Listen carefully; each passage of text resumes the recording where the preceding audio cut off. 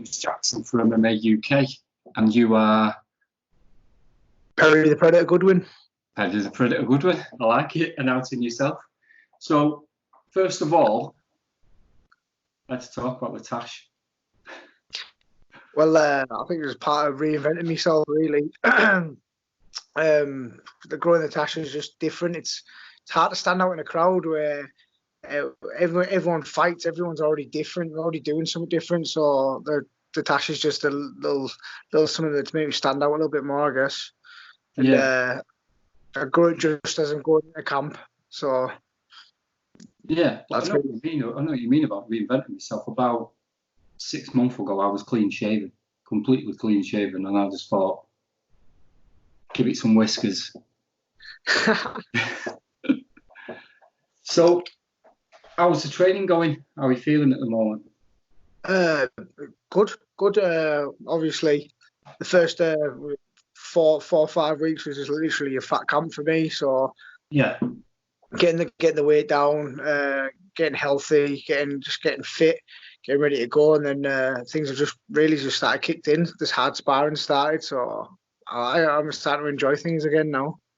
yeah, because I mean, from the way you fight, we can tell that that's probably where you're at, the hard sparring. You probably like it when it's getting to that point, don't you?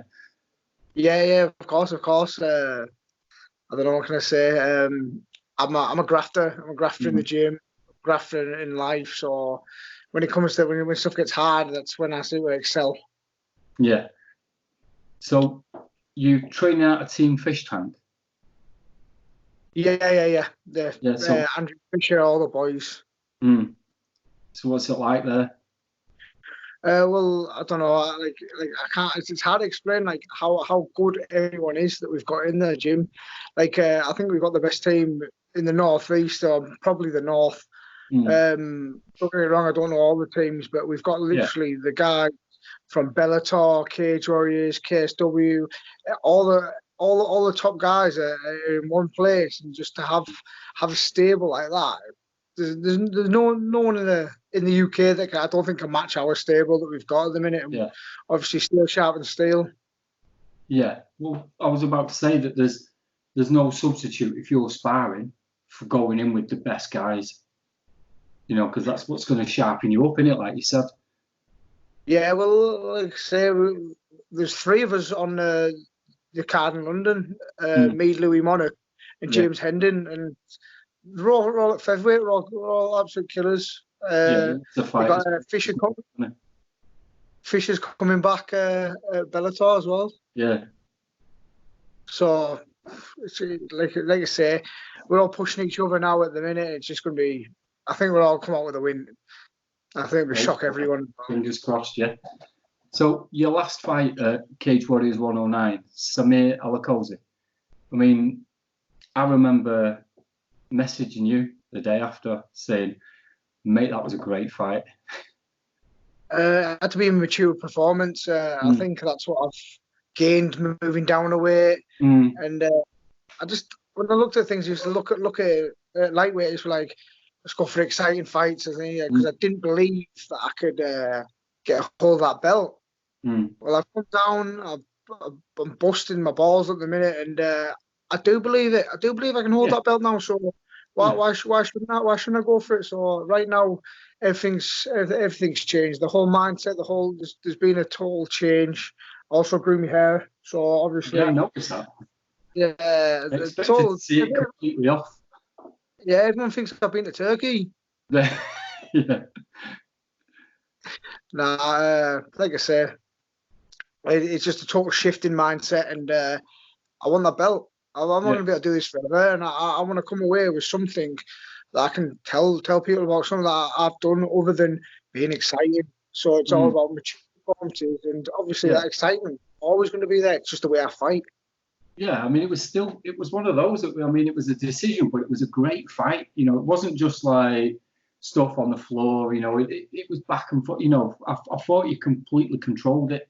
You know, from watching you, I thought he has like looked like he'd taken a step up.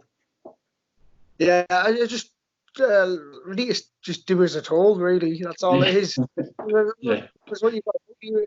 I learn that I can't just go in there and panic. Oh, I need to get up. I need to get to my feet. I need to do this, and do that. Just do as I'm told, and things will work out. And that's exactly what I've done. And,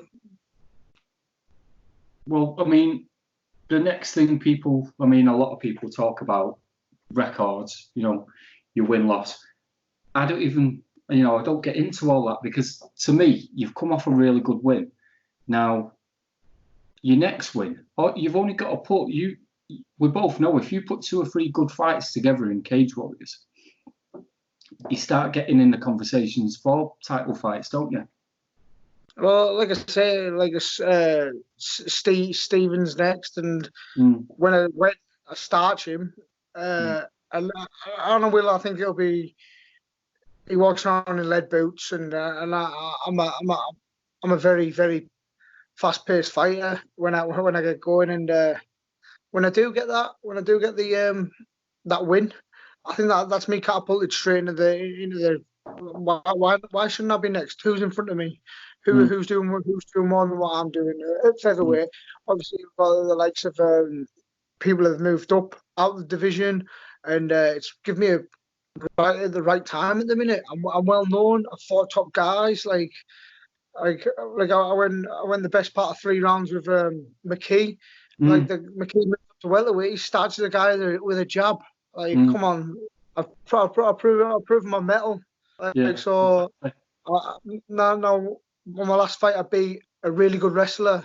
I've beat strikers before. This guy I'm fighting is next. A bit more of an all-rounder.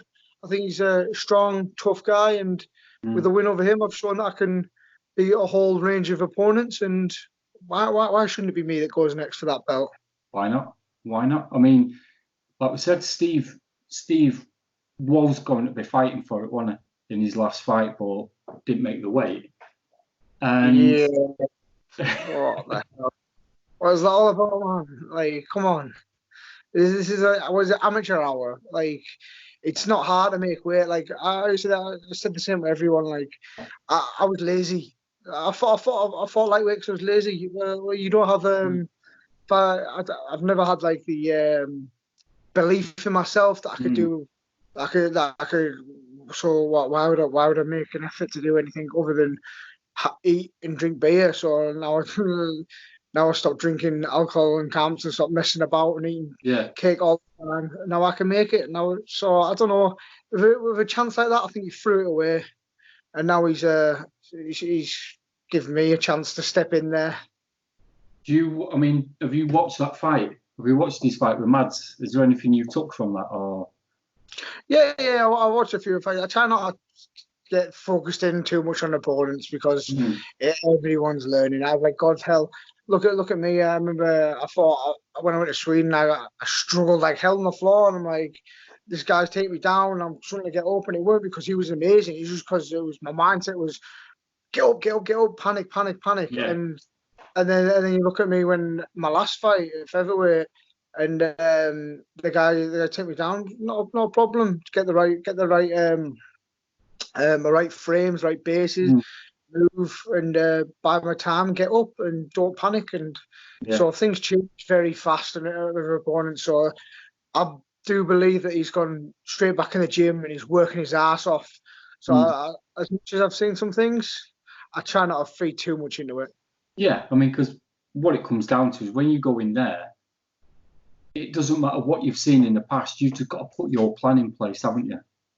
Yeah, it's all about me. Like it's always been about me. But I've always to everyone else and for like I remember like fighting McKee and he was like, oh, he's got a camera crew around him, and I was like finishing a 10-hour shift on the scaffolding before I was have to travel up to London, and then I was just like, oh, I don't even deserve to be in the same cage, and then it comes the first 2 minutes come through, and I'm like, how the hell am I landing? I'm landing shots. I'm like, maybe I'm good enough to do this, obviously with the right mindset, the right tune-ups, and I'm proving that. I keep proving that. Yeah, definitely. I mean, like you're saying, I mean, you're facing the guy that he should have been fighting for the belt last time. Like you said, if he'd have made weight, he'd been fighting for the belt. So you come through this fight, no one looks past the next opponent, but it should be you there next, shouldn't it? You should be the person. It's my goal. He messed up. He messed up. He can get himself back in contention for a win over me, but that's not happening. He messed up. I'm tunnel vision at the minute, like tunnel vision. Everything I do is, I remember I was always been like a bit flip floppy. Like I win some, lose some. And the things that changed is I write down what I do now. Anything I do, I write down. Like, what did I do wrong? What did I do right? And each thing I did in camp for fitness, for grappling, for wrestling, I write down, and then I'm smashing them. Like my personal best just gets smashed every time, and I'm like, there's so much more that my body can do and my mind can do. So, and like before I even started my hard sparring, I smashed like 3 or 4 personal bests in a lot of things that I did, and then, like it just shows that I'll be ready for this one. Yeah, definitely, because you're setting your goals, you're beating them, you're meeting them. It's all part of the maturity, though, isn't it? Growing up as a fighter. Yeah, I just it took me a little bit longer than everyone else to get the self-belief to do what I'm doing right now. But everyone takes a different road, don't they? Everyone takes a different road to where they go, and the end of your road is the same as their road. How you get to it doesn't matter. At the end of it, if you're stood there with that belt, then you've done it, haven't you? Yeah, 100%. And them losses have helped me get here, and I'm glad I wouldn't choose a different path. The way I am is being shown in all my fights and the type of person I am. So people know me for being tough, gritty, grinder, and exciting, and that's exactly what I'm like.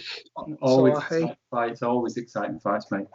Well, like I said, I'm not going to keep you, a long time. This was a catch up mainly with, we've got some good stuff down. We'll get this out on the website for you. Before I go though, is there any shout outs you want to give to any sponsors? You got me right there, right? Hey, roofing. I tell you what it is. Absolutely stung me there. Give me 2 seconds. Yeah, no problem. I've got all it down. Thing is, I'm the worst with names. Quality Retail Service Limited. Obviously, Fighting Fit, Physiotherapy, Iron Asylum Gym, Elite Demolition Limited. I think that's right about it. Obviously, all the lads at TFT. Yeah, but I need to make sure that everyone gets a little shout. Thanks. No problem. Well, thanks anyway. Thanks very much for your time. And if I don't catch up with you before, then hopefully I'll see you around the fight, and hopefully it's a win, mate. Oh, definitely. Thanks a lot, mate. Yeah, thank you. See you later.